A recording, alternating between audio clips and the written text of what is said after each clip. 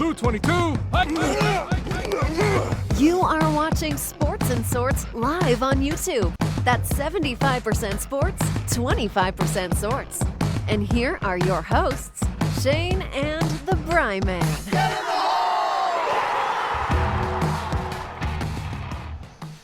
But right now, let's get into NFL free agency because Sure. I want to talk about that a little bit. But I know that you are really, really excited to talk about this. I mean, your Dolphins have done so much. What? Your Dolphins have made moves, but I don't know they've made moves to get any better. I think they just kind of stayed the same. Well, I was thinking the same thing. In fact, actually, at one point I was worried that they were getting worse because they were losing guys in certain areas that they couldn't afford to lose them, and they just weren't.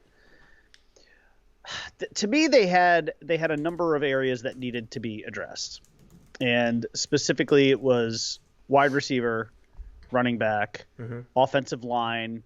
They still need a center. They still probably need another tackle. On defense, they're relatively solid. They do need an edge rusher, though, very badly. They do not need another cornerback, but that didn't prevent them from getting another cornerback because if the Dolphins were a store, they would be cornerbacks are us. And they got Justin Coleman. Being stacked at cornerback is not a bad thing. No, it's not a bad thing. Not in this league. It's not. No, I'll tell you what I do like what the Dolphins did, though.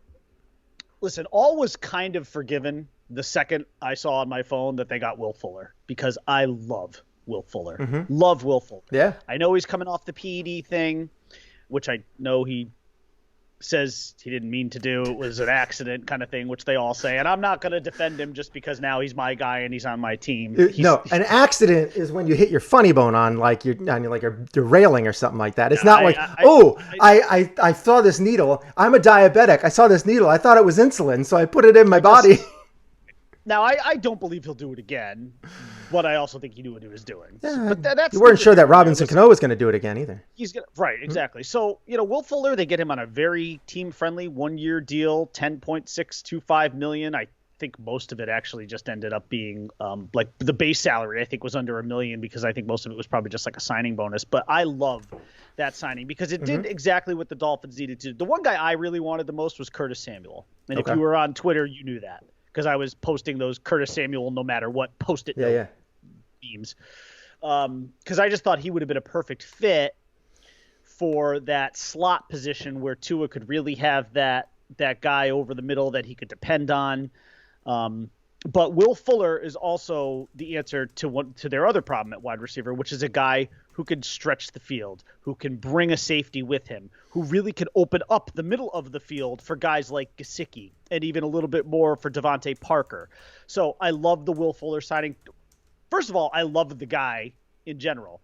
He was on my fantasy team last year, so I grew very close to him because up until he was suspended, he was putting up monster numbers. He was having a huge year. He was him and Deshaun Watson were on fire, and then he got suspended. But I will tell you this, though. The more I look at what the Dolphins did, the more I like it. The more I like it. They got themselves, in my opinion, maybe the best available backup quarterback that they could have gotten in Jacoby Brissett. I like him. I like his ability coming off the bench if he needs to. If Tua gets hurt or, God forbid, Tua is ineffective, I like him as a backup. Malcolm Brown is that perfect third down bruiser running back. The guy averages over 4 yards a carry. He's been a very good player in this league. I like him on that one-year deal. Again, we talked about Will Fuller. I'm a little bit still concerned with the center situation. They picked up Matt Skura from Baltimore, who's great in terms of not being penalized and great in terms of not allowing sacks, but he is not great in terms of being able to actually snap the ball. He has the snap yips, which I guess he's assured Dolphins management and coaching staff that he's going to address. But for now, he's not very good at snapping the ball, which is probably the most important thing the center needs to do. But they got some depth on their defensive line with Adam Butler from the Patriots. I actually like the trade that sent Shaq Lawson to the Texans for Benardrick McKinney, who's a linebacker and a Pro Bowler. So I think that works out well. And that actually, I think, kind of addresses the linebacker situation for them. So what I hear, and I talked about Justin Coleman too, who I think, and for some reason they changed punters, which was a little weird, but whatever. But they also signed their kicker Jason Sanders to a long-term deal, which I'm happy about because he might be the best in the league. He's certainly a top 3. What I am excited about, and this is so different from last year, as you'll remember, is that last year going in, it was, you know what it was. It was Tua or bust. It was Tua no matter what. And that put a tremendous amount of stress on the fan base because everyone was like, are the Dolphins going to fuck this up? Or are they going to pick the guy that we all want them to pick? And this is not for children. This show is not for children. Let's put that disclaimer in there now. Are the Dolphins going to mess this up, or are they going to take the guy that the entire fan base, or most of the fan base, has wanted for at least a year, maybe even 2 years, in the cases of like people like my brother and myself who have watched Tua and loved him from afar, and I still love him, by the way, despite all the crap on the internet where Dolphin fans have already turned on him after less than a year, and of course Charger fans who seem to live rent-free in a lot of Dolphins fans' heads, and I don't know why. Why? Because Justin Herbert had a good year? I'm sorry, listen, I know that the two of those guys are going to be linked for the rest of their careers. I get it, because one was picked 5th and the other one was picked 6th. They were back-to-back picks. I get that they're going to be linked, but if you're a Dolphin fan and you've allowed a Charger fan to seep into your brain, then that's on you. Because I honestly, I like Justin Herbert, but I couldn't care less about what he did in terms of how it impacts Tua. Because I feel like some Chargers fans and Dolphin fans feel like two items like cannot occupy the same space at the same time. In other words, like Herbert and Tua can't be both great. Only one of them can. So it's got to be Herbert because he won Rookie of the Year. And Tua was, let's be honest, he looked like a rookie quarterback. That's all. If Tua Tagovailoa is guilty of anything, it's guilty of looking like a rookie quarterback. Because I remember some Hall of Famers, specifically guys named Eli Manning, Peyton Manning, okay, Brett Favre. There were some guys who didn't exactly blow it up in their rookie years. Yeah. The Mannings in particular are great examples. I was actually at Eli Manning's very first game. And while I saw a couple of things that I were like, yeah, okay, maybe. Solid career. It was, yeah, he did okay. If Tua Tagovailoa ends up being Eli Manning and I get a couple of rings out of him, great. I'll die a very pleased individual. But anyways, what I like though about this draft is that going into it, I do not feel like there's any pressure on the Dolphins to take any one particular player with that 3rd pick. Now, here's how I see it. They actually have 4 options, and I will tell you which one is my preference, but I'll also tell you that I don't mind any of the 4. You could either A, trade down. That is my preference. Trade down from 3, stay into the top 10, probably with a team like a Carolina or a Philadelphia, or somewhere in that range. I think Detroit is also a possibility. It really just depends on who wants to move up to number 3 and grab themselves a quarterback, whether that's Justin Fields or Zach Wilson. We all know Trevor's going to be gone. He's going 1. The question is going to be the big question mark in all of this is, what are the Jets going to do? This draft doesn't really start until the number 2 pick, because we all know Trevor's going 1, but the Jets are they're like an anomaly. I have no idea what they're going to do. They could trade down, although I doubt that. I really think they need to use that pick on somebody. But I don't know if they are married to Sam Darnold or not. They have not tipped their hand, which is good. If you're a Jets fan, it's good that they have not. So for choice 1 is trade down. But make sure if you're going to trade down, if you're the Dolphins, you need to stay in that top 10. Or San Francisco at 12, which you could get an absolute haul for. Because you would get their 12th, their 43rd or something like that. I've done so many mock drafts. I have like picks memorized at this point. Oh, and you will get their first rounder next year, almost certainly. So I wouldn't mind. I wouldn't want to go much below 12, though. Option number 2, draft either one of the wide receivers of Jamar Chase, Waddle, or Devontae Smith. Jalen Waddle, Devontae Smith, Jamar Chase, either one of them. My preference is Devontae Smith because I love him. I like Chase. I think objectively Chase is the best wide receiver in the draft, but he's not the ideal fit for the Dolphins because they kind of already have that guy, and his name is Devontae Parker. Yeah. Option number 3, draft Kyle Pitts. The guy is just a freak. He's a freak. an absolute freak of a tight end. And if you can imagine a team where Tua could line up behind center, and let's hope he's got a really good running back behind him, preferably Najee Harris. But if not Najee Harris, I will take either Travis Etienne or I would take Javonte Williams from North Carolina. But let's say one of those three guys is behind him, okay? And then you've got Will Fuller on one side. You've got Devontae Parker on the other side. You've got Mike Gesicki and Kyle Pitts lined up as tight ends. And they are coverage nightmares. They are mismatch nightmares. There's just really nowhere. I don't know if you are on defense, somebody's getting left open, or somebody's in man coverage, and somebody's going to get burnt. But this is really, getting Fuller was so huge for them, because Fuller is going to stretch that field, and he is going to take a safety with him. And that is going to leave that center of that field wide open. And if you can imagine a 2 tight end set where you've got Pitts and Gesicki going over the middle, somebody's catching balls all day. I don't know who. So, and then my fourth option would be draft Penei Sewell, the offensive tackle from Oregon. He listen, he's got all the makings. That's probably my least favorite option. But I can't sit here and tell you I'd be like, oh, darn, the Dolphins just took the best offensive tackle in the draft. Woe is me. I can't really say I'd be that upset. So, honestly, I would be those would be my 4 options. My preference is to trade down, which honestly, like gun to my head, I think that's what they're going to do. So long as the trade partner is there. But I think it will be, because I think Carolina wants to move up from 9 to 3 to get themselves a quarterback. They've already said we're not married to Teddy Bridgewater. Well, they really seem to not be in favor of him. So no. It's really like they haven't even. It doesn't even seem like they're really giving him a full shot. Listen, if you're them, you're not going to get Trevor, but you're going to get if you move up to 3, you're going to either get Justin Fields or Zach Wilson. You know what's weird though about Teddy Bridgewater is that, to me, I feel like, now bear with me a little bit here. If you think about Teddy Bridgewater and the decent success that he's had in the past, right? He's had injuries and stuff like that, so he might not be quite the same player. He's a good player. I like him. He's got a big arm.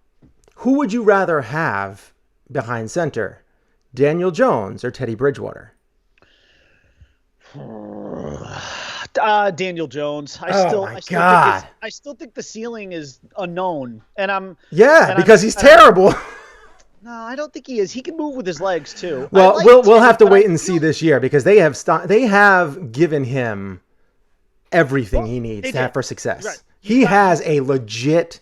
He does. In my opinion, right now, they probably should win that division. You could make the argument, but that division is so wide open. Right, because it's a bad division. You can make an argument for any 4 of those teams, although the least of which I would say would be Philly, because I think Washington and Dallas you could easily make arguments for. The Giants, though, yes, there's no excuse. I think Dallas, because they have their quarterback back. Dak is back, and as much as I don't love him as a quarterback, I do think he's, and I kind of... You saw the drop-off of what happened when he got hurt last year. Yeah, and I think that was multiple things. I think it was, one, they just, the teammates did not rally around Dalton at all. No, they didn't. They did not want him there at all, for whatever reason. Because it's interesting that the Bears decided this is the guy we want to. Yeah, exactly. So it's interesting. The whole thing's just very interesting. No, you're right though, because the Giants. So if you look at it from the Giants' perspective, now you've you've got your all pro running back behind you. Yeah, okay? I mean, easily top 3, easily. Yep. And then you have Galladay on the outside. You've got Darius Slay, right? And Galladay is a beast. Who is it? Not Darius Slay. He's got Kyle Rudolph and Evan Engram. He's got Rudolph, Engram, and then he's got. Do they have Shepard? Yes, as a good slot guy. Who's the other guy? I'm thinking? I can't remember. Another really good receiver. Yeah, they got 3 good guys. They have 3 good receivers, and they have 2 good tight ends. And they upgraded their offensive line. They have done everything under the sun. Darius Slayton. Yeah. That's what I was thinking. They have everything under the sun. Like, they are. Yeah, no, it's there for them. They are if they do not win this division this year. Well, it's a do or die year too for a guy like Gettleman. Gettleman's older now. I mean, if this team flops and they don't make the playoffs, he's out. The dude's like 70 years old. Well, but I believe if they are not leading the division after 5. I would say if they're not halfway through the year, if they're not handily winning the division by a couple of games, Like unless Dallas goes off and rails off 8 in a row. I could see Dallas really blowing up. If they're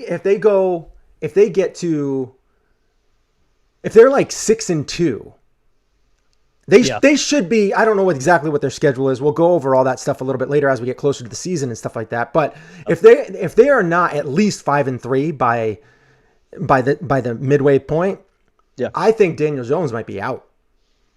Maybe. Real quick, I want to give you time to talk about your team. You had to be pretty happy about Emmanuel Sanders. I love that. I love Emmanuel Sanders. I love that signing. Oh, it's great. I mean, look what it does to that wide receiving core. Josh Allen's going over 5,000 yards this year. I don't know how he couldn't. He's going over 5,000 yards. I mean, now you've got Diggs, Beasley, and Emmanuel Sanders is your third progression. That's your third read. Yeah. That guy's a good player. And what's the tight end situation there? They still have Knox. Yep. And then, I mean, the running back thing is a little unsettled to me still. Well, you got Devin Singletary back there. To me, that's a position, if I were them, that I'm drafting. I think they're going to be okay. I think it's going to be one of those things that it's more of a sprinkle it in, not hammer the ball home. Dude, where they're drafting, because they're drafting what? I don't know. I can't remember the exact. Yeah, I haven't. 29, 30 or something like that. They would be in a prime. They're not going to get Najee Harris because he would never get past the Dolphins. At least I hope not at 18. But they have a really good chance to get a guy like Travis Etienne or a Javonte Williams. Yeah. And holy crap, I am mortified if either one of those guys ends up on the Bills. I'm very happy with the way that they're set up. I'm extremely excited about what they're doing. They just renegotiated Tre'Davious White's deal, so they freed up another $7 million. They are primed and they are just so set up for success. They brought back Isaiah McKenzie yesterday too in a 1 year. Who I actually like. He torched the Dolphins in that. They are. Oh my god. This is their division, in my opinion. This is their division for the next 2 to 3 years. And I say that because one, your Dolphins haven't gotten any worse. Could potentially get better. And I think we'll be battling it out quite often over the next 2 to 3 years. And I think the Patriots are going to sneak their way back in 2 or 3 years because let's all those picks, because they've been going crazy. So let's talk about the Patriots who went completely bonkers in this free agency. This is one of the most un-Bill Belichick-like years I've ever seen. And you can tell that this is his I need to get revenge tour because Tom Brady went to Tampa, right? Mm-hmm. And what did he do? The guy immediately won a Super Bowl. He had some serious talent, but yeah. You know that is sticking in the craw of Bill Belichick. Oh, of course. Okay? Because let's be honest, for the most part, I mean, yeah, he brought Gronk with him, but Tom Brady went to a team where they were already pretty much established. All they needed was the upgrade from Jameis Winston to Tom Brady, and voila, here's your Vince Lombardi trophy. I mean, that's got to just that sticks in the craw of Bill Belichick. Now, let's talk about what Belichick did this offseason. Well, first of all, it did not get off to a bang because the first thing they did was bring back Cam Newton in that noodle arm of his. And listen, I know you're going to be, I know you don't like Cam Newton. And I do like Cam Newton, but not in his current state. Cam Newton does not have an arm. No. His arm is dead. I saw it. I saw it a couple times last year. The guy throws like balls into the dirt. And it's like he's trying to throw, but they end up in the dirt. Yeah. I don't know. That's not the answer. But listen, he's there for a year. And, Belichick, I think at the 15th pick could be, who knows? He might be going after a guy like Mac Jones, which I think would be a little bit early for him. I think it also depends, too, on who falls where. And maybe the Patriots do try to trade up if they can, but they don't have a lot. They don't have a lot of ammunition to make trade up. But listen, they brought in Nelson Aguilar on a 2-year contract. Kendrick Bourne, who is a solid receiver, on a 3-year contract. Then they went tight end Buck Wild. Hunter Henry, right? Jonnu Smith and Hunter Henry. And I don't like those signings. They both scare me. Yeah, I don't like them. Hunter Henry's a beast. He's always had an issue with health. So, which is partially why I'm kind of like, if the Dolphins want to draft Kyle Pitts and have their own 2-headed tight end monster, I'd be okay with it because the Hunter Henry Jonnu Smith thing scares me. Those guys are both really good. Those guys are both top 10 tight ends. Yeah, playing together. Uh-huh. That scares me a little bit. They brought back, they brought back their center, David Andrews. They also brought back their center from last year, who was the Dolphins center last year, Ted Karras. They also plucked Devon Godshaw. He's a defensive lineman from the Dolphins. They paid him way too much, by the way. Yeah, I like him, but then they brought in Matthew Judon to rush the passer on a 4-year, $56 million deal. Mm-hmm. They brought back Kyle Van Noy, who the Dolphins cut. Yeah, I don't know. I don't understand that. I talked to you about Van Noy a little while ago. I think it might have been about a year ago. I talked to you about him and I was asking you, how is he? Is he going to be a guy that's going to be kind of a stud? And you were like, he has the potential to be there. And then you but like, you never said that he hasn't quite gotten, he's still rough. He's still rough around the edges, but he should be good. That's what you told me, like when I was playing Madden, like a year and a half ago, or whatever it was. That doesn't sound like anything I would have said. I mean, I like Kyle Van Noy. Yeah. The only thing I didn't understand was they could have restructured him. I would have liked to have actually had him back. He's a good locker room leader. He's a good player. He's a very solid player. I think he still had like 6 sacks or something last year, but that's not really his game.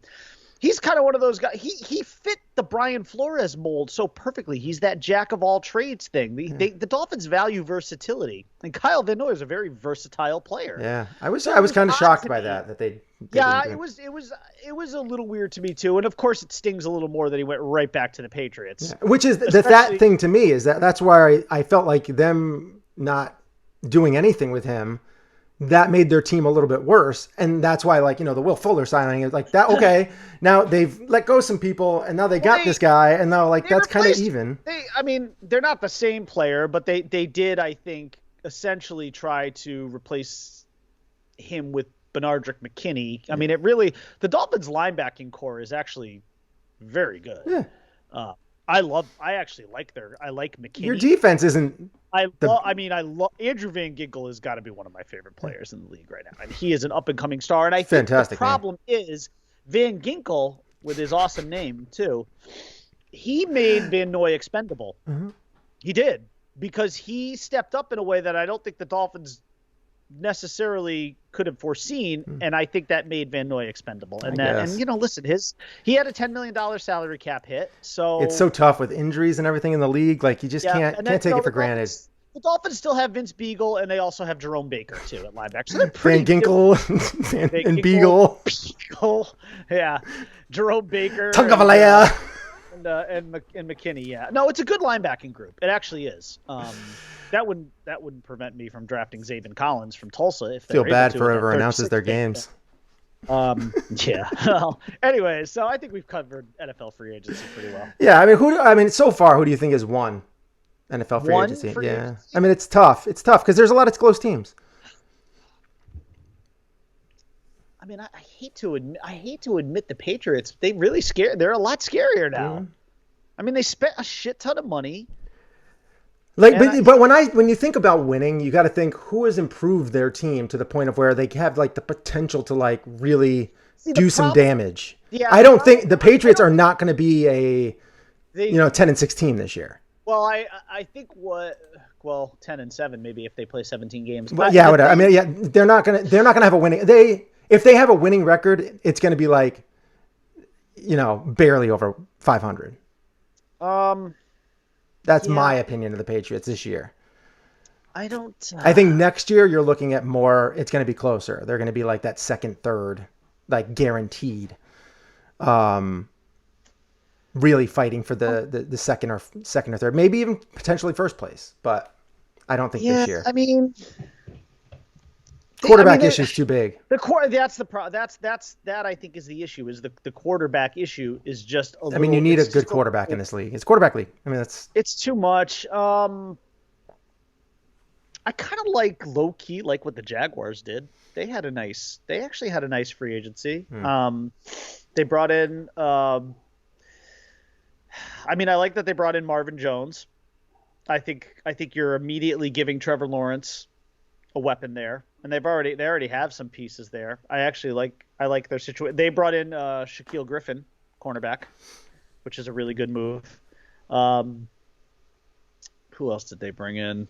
I don't know. They brought in another wide receiver. Like I have I have really liked what the Giants have done. I think the Giants have done a great job this offseason. The problem is that I just don't believe in Daniel Jones. I think he's a terrible quarterback. So I don't think I think this is going to be set up for the next guy they bring in.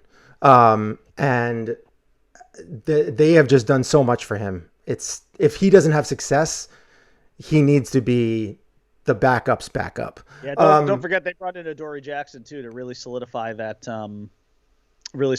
secondary. Giants, I said, they are primed. They were going for it with this year, and they are like telling Daniel Jones, "Hey, put up or shut up and get the hell out." Like that's basically what they're doing here because he has not done anything great over the last couple of years. Now I like them bringing Leonard Williams. Yeah, you know, I also think my Bills done a great job. Low key stuff for my Bills. Nothing huge and flashy. But they didn't need to. They have re-signed the people they need to resign. They've reworked contracts that they need to rework, and they got Emmanuel Sanders, and I think that is huge. So I have been very happy with this. I guess if you want to give a little nod to the Redskins for bringing in Ryan Fitzpatrick, so you get some Fitzmagic still in the league, and he will be their starter. And listen, they took the one guy that I wanted, Curtis Samuel. I hate Fitzpatrick. I like Fitzpatrick as a person. I don't like him as a quarterback. Maybe poor man's gunslinger. Maybe my winners would be like Giants, Jags. And I mean, you still have to listen. The Patriots, whether you think it's just quantity or not, they just signed a ton of guys. I just don't think. I think they need to be. They have to be better bringing in all these guys. They have to be. And they weren't a horrible team last year. What was their record last year? 7-9. Yeah, they were like around 500. Right. So I just don't expect them to be much better. I only think they're going to win a game or two more. Like I don't think they're going to do much better. Like I don't see them fighting deep into the playoffs. I will tell you the team I think that got the worst and just didn't do much was Detroit. I mean, they made the trade.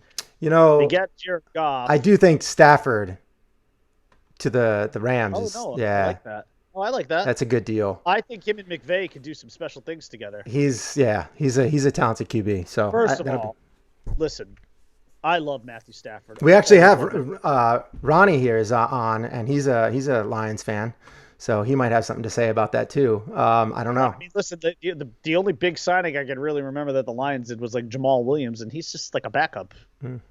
Running back. I mean, he'll be, they have Goff. I mean, I was championing Goff under that McVay, leadership over there, and it seemed like they had a good thing going for a little while.